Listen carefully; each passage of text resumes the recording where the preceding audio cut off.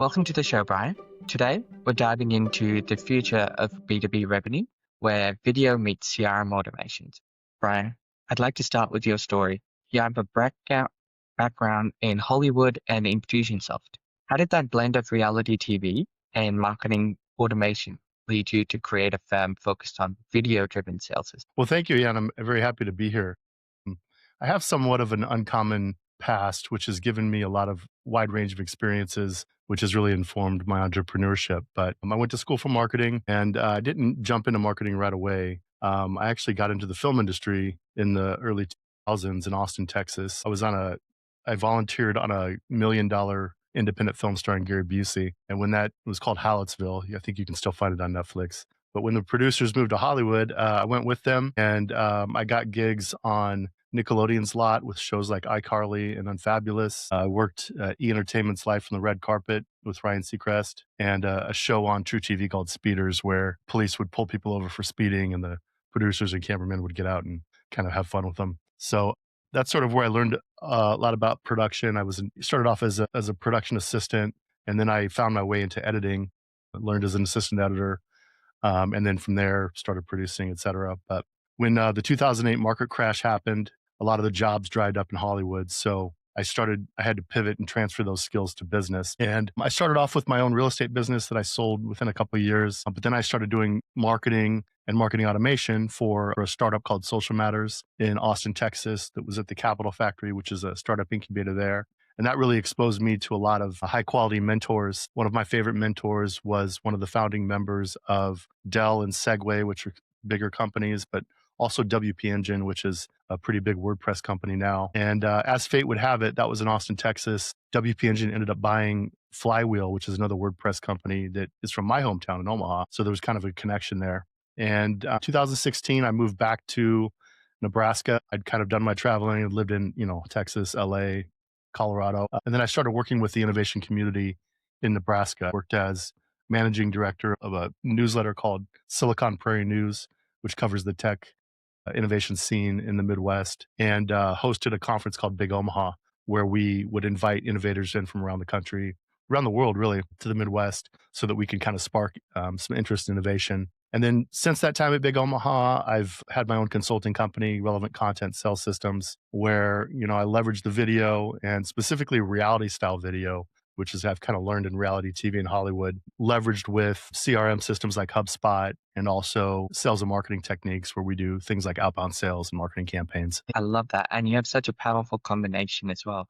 Not many people have that. You mentioned using tools like SenseSpark and incorporating a reality style twist to your videos, right? Could you elaborate on how RCSS ensures that the videos you produce are directly integrated into the CRM workflows like HubSpot and accelerate the sales cycle rather than just being pretty videos that don't convert? Yeah, of course. So when we build out a sales system, we need to start with some sales collateral. Of course, if you're B2B, you're going to be more sales oriented where people are on the phone. If you're B2C, maybe less so. But either way, video is really important, especially in 2025. So we want to make sure we have our sales collateral. If it's a sales project, we'll want to have at least a company overview video, probably some testimonials. And then the reality style kind of really comes in where a lot of that's in organic social media. I sort of discovered back when I was in Texas that when I started off doing videos of real estate investors that flipped houses. And so at the time, there was a lot of real estate investing shows on TV like Flip This House and others. And I sort of made like a little 5-minute Flip This House that sort of looked like they were on TV. And there was an advantage to that because as opposed to just a regular business video where your company profile, et cetera, it gave the viewer the impression that they were on TV, which kind of raises their status and their subject matter authority. And so we take that kind of video and then, it goes, the first place it goes, like on a sales campaign would be in the follow-up emails. We make sure we have some video in people's email signatures. When we set up email follow-up campaigns, that there's an opportunity to show several different types of videos. I don't like to have too many calls to action in one email. So, to kind of divide them up between multiple emails. And then, lately we've been doing a lot of video with outbound email flows and cold outbound to be more specific. where, and cold outbound's a little bit different. I mean, it's different than you don't want to spam. We don't spam, but when you're doing cold outbound, there's software, for example, Sales Handy that will plug into your actual, whether you're on Gmail or Outlook, and it will just slowly release emails without a lot of graphics, with a lot of hype, just slow reach outs with a video in there. And then we partner that with a company called SendSpark, where you record a video of yourself and your introduction, and you just say the word watermelon in place of their name, and then artificial intelligence replaces that with your voice saying their name. And all the while you're doing that, there's a scrolling background of their website behind your head, and so it really stands out to where it's kind of hard not to open that email and click on that video. So that's sort of been one of our latest experiments with marketing. Yeah, that sounds so cool as well. And I love how detailed you went into it again. You mentioned that many companies don't follow a system and they struggle with messy CRMs. What is the single biggest operational fire that you need to put out when you first start working with a new client? Yeah, I think, um, ground zero is really just seeing what the status of their data is. Are they still in spreadsheets? And you'd be surprised at how many people are still on spreadsheets in 2025, especially we're in the middle of America. We're kind of further away from tech hubs. It's a little slower to adopt technology where I live. So, especially in middle America, there's a lot of companies that have been around for a long time, very successful, but they've been successful on spreadsheets. And what happens with spreadsheets is it's easy to lose data. It's easy to duplicate data. When you have more than one person on the sales team, it's hard to keep track of who called who and what the follow-up sequence is, et cetera. So step one is just getting everything organized in one, what we call source of truth. So where do we go to know, who called who at what time, who owns what lead, when's the last time they've been contacted, et cetera. Our preferred CRM is HubSpot, which is really the world leader in both CRM and marketing automation. But, I've also had a lot of experience with other CRMs. I mean, going back to my Infusionsoft days, Salesforce, Oracle CRM, a number of different ones that I've used. But really, getting the data in one spot. And then I'll just jump forward a step and say the second challenge, if they are not used to using a CRM, is definitely going to be adoption. Getting salespeople that have been there for 20 years are sort of set in their ways, and they really don't like new things. So the challenge there is really to make it as simple as possible. And especially with HubSpot being a fairly complex system, it's very powerful, but you don't necessarily want to go with your instinct to give them all the bells and whistles up front. You really want to find out what's the minimum viable pipeline and feature list that they should start off using. For example, in HubSpot, there's several different objects, whether that be a contact object. This is my cat Milo, by the way. Say hi, my everybody. In HubSpot, there's several objects, one being, contact, that's like the person's record.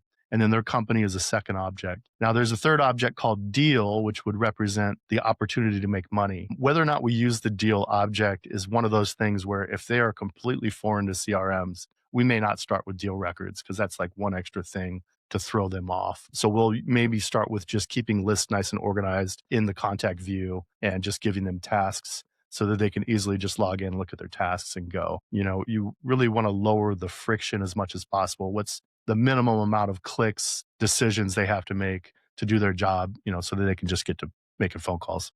You highlighted that sales and marketing are always at odds due to opposite personalities and different expectations. What is the single most effective strategy that RCSS uses to align incentives and communication between these two teams, ensuring that the BDRs actually hand off smoothly to account executives? Yeah, that would probably be number 3 in terms of biggest hurdles as we're going through. Number 1, you want to all be on the same page. Like there should be a meeting before you launch the campaign, and maybe a refresher every quarter or year of, this is our pipeline flow.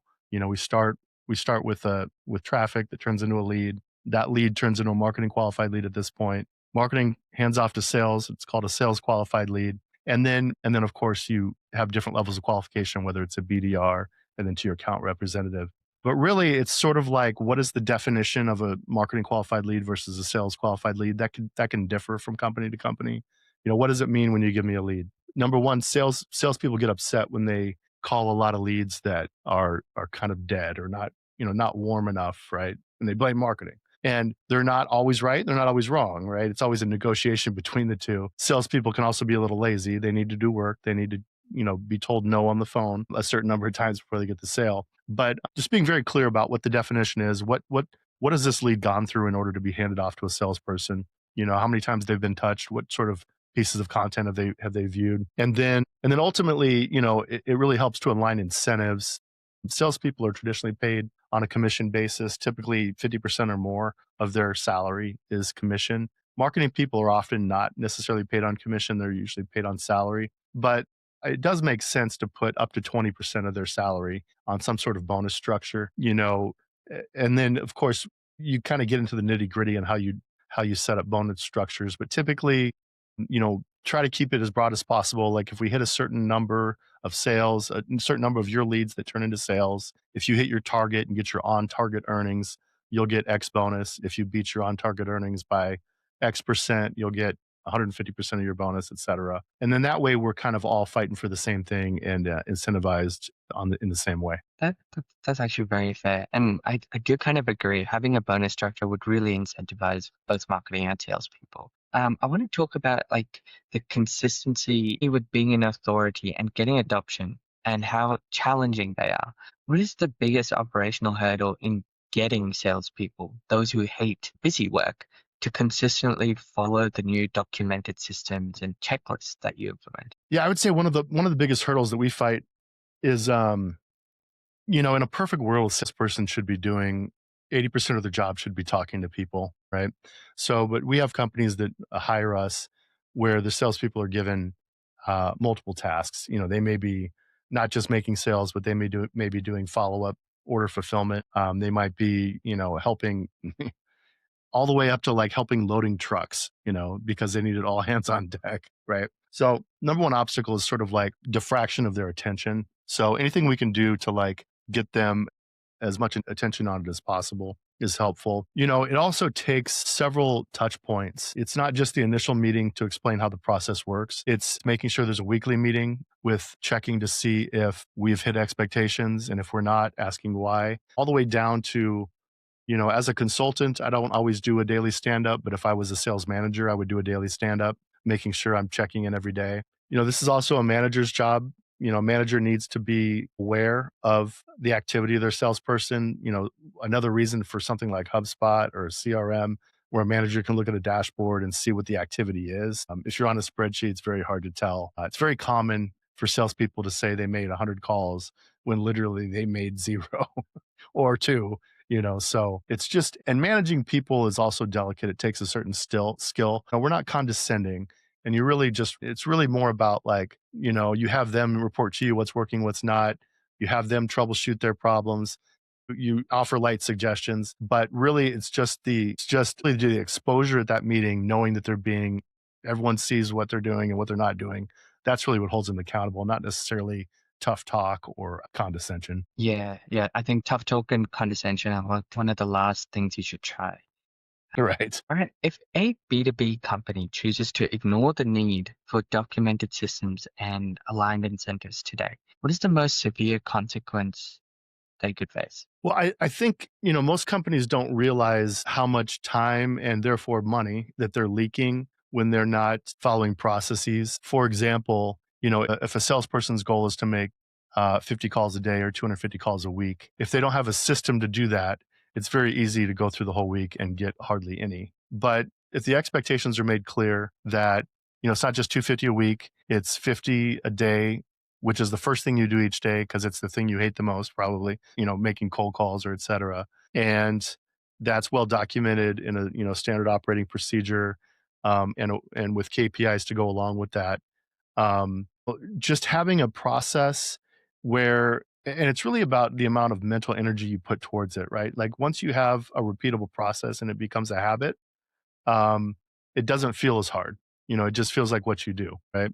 Whereas if you're always having to think, okay, when am I going to call today? What day am I going to call?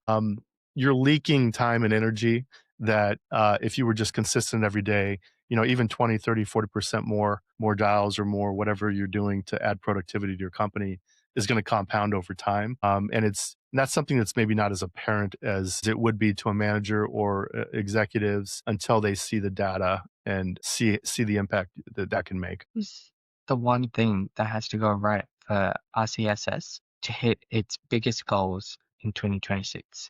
And follow up, what is the biggest constraint for it? Well, we're launching a new, I guess, product in 2026, and so really a lot of our success is going to, we're putting a lot of eggs into that basket. We're launching a community of entrepreneurs that's rooted in the Midwest, but really open to people worldwide, where we help people that are either in a 9 to 5 job with a side venture that their dream is to exchange their 9 to 5 for their side venture, or maybe they're already out on their own and they're in that feast or famine stage and wanting to get to stability and long-term success. So I guess in terms of what will have to happen in order for that to be a success, a lot of the groundwork has been laid. And I think what you just mentioned in the last segment about consistency is really what's going to have to happen, because this particular business is all about content. For example, we're doing a podcast right now. This is your content.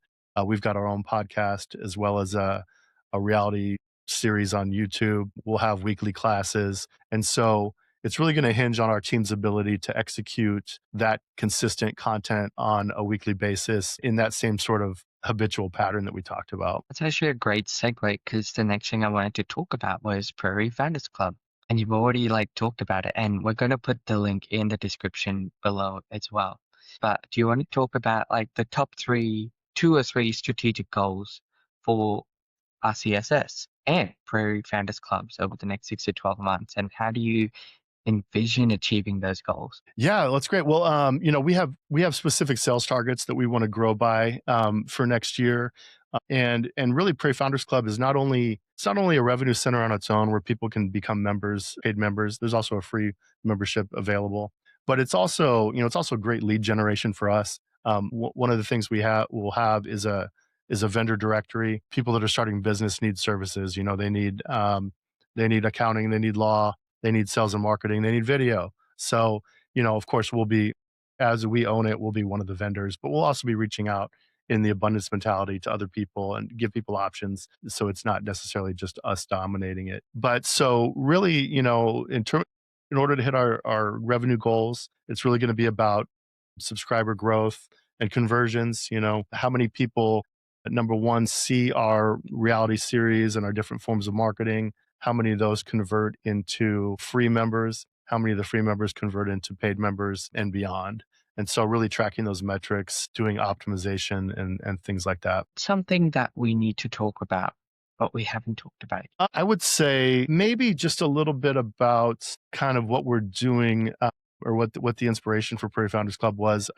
Having spent time at Silicon Prairie News in Big Omaha, being around a lot of innovators in the Midwest, I noticed that there's a lot of exciting things happening in my area of the country and the world, but as a result of our culture, the word hasn't really got out. So there's a lot of people that grew up here and kind of see this as a boring place to live, that there's not much going on, that it's all agriculture and insurance companies. But really, there is a lot of exciting things going on. And if more people knew about it, we think we could inspire more entrepreneurs to create businesses. We're also facing a changing economy that's rapidly changing, not only economically with the cost of living rising rapidly, but also with, AI on the horizon and nobody really knowing how that's going to affect the job market. I mean, most indications are that it's going to start replacing a lot more white collar jobs than, in the past. A lot of these people in those white collar jobs and really even blue collar jobs, might want to consider starting a business to help hedge against that for the future. It's one of the good reasons that we started this. And then really, we take the root of it is just kind of highlighting people's successes. We find success stories and we take a camera crew out, we film our reality series. We do a sit down interview, learn from their successes and failures so that somebody can get a nugget.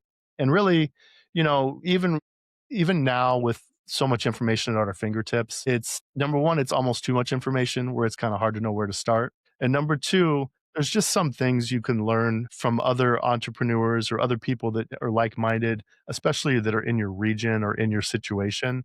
That's just not really easy to Google or ask AI about. So it's sort of filling that gap as well. Yes, absolutely. Could not agree with you more, right? But thank you so much for your time today. It was incredibly insightful to learn about RCS's unique blend of video and CRM systems, Prairie Founders Club, and also like the critical challenges of sales, marketing alignment, and the power of documented systems. Um, Honestly, it's very incredible and enlightening to learn from you. I can't wait to see the heights that RCSS and Prairie Founders Club reaches next year, and I'd love to catch up sometime in the future and discuss more. Well, I really appreciate it. I enjoyed our conversation and thank you very much. Thank you.